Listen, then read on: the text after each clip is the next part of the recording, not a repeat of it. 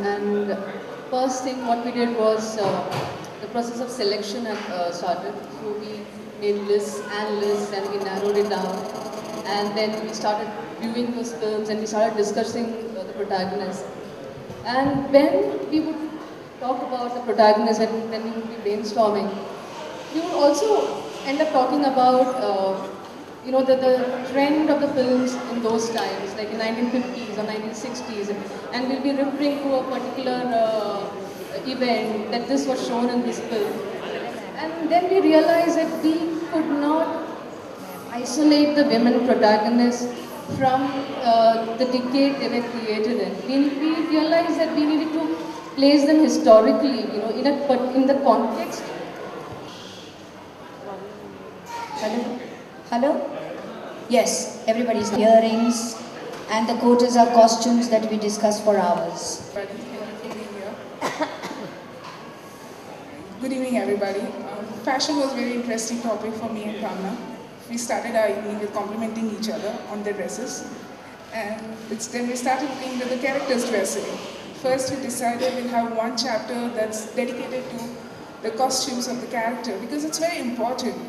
It speaks the physicality of the character, we thought. It defines the era and the background she's coming from, whether she's a middle class, she's upper class.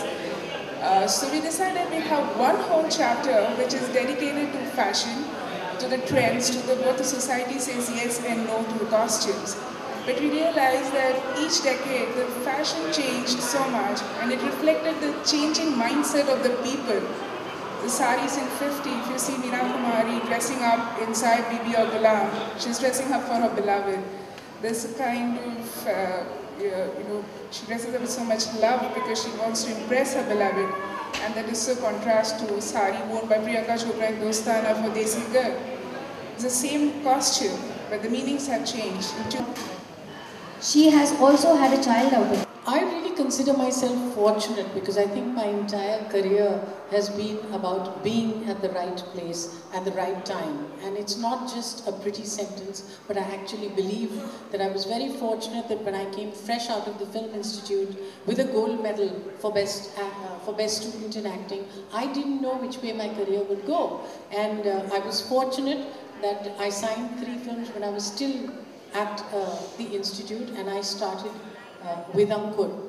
So after that, then I did Fakira, and Fakira became a commercially successful film. And so I got a chance to play the lead in both kinds of cinema.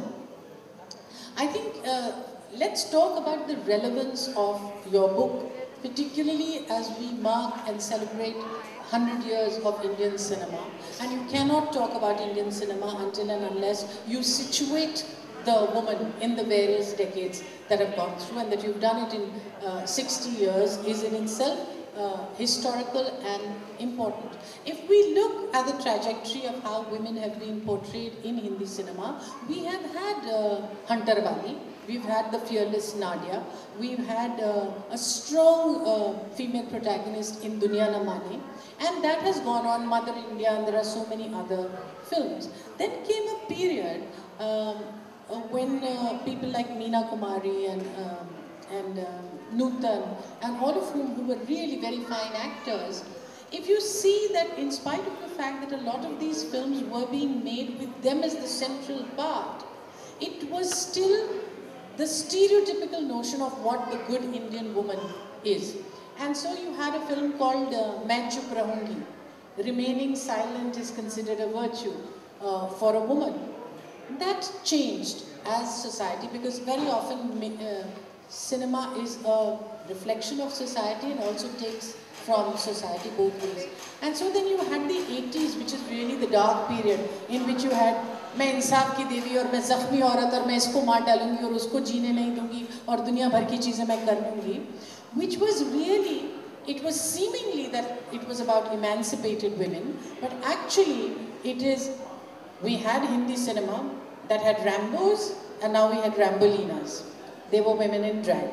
They were really in no way expressing the complexity of what it means to be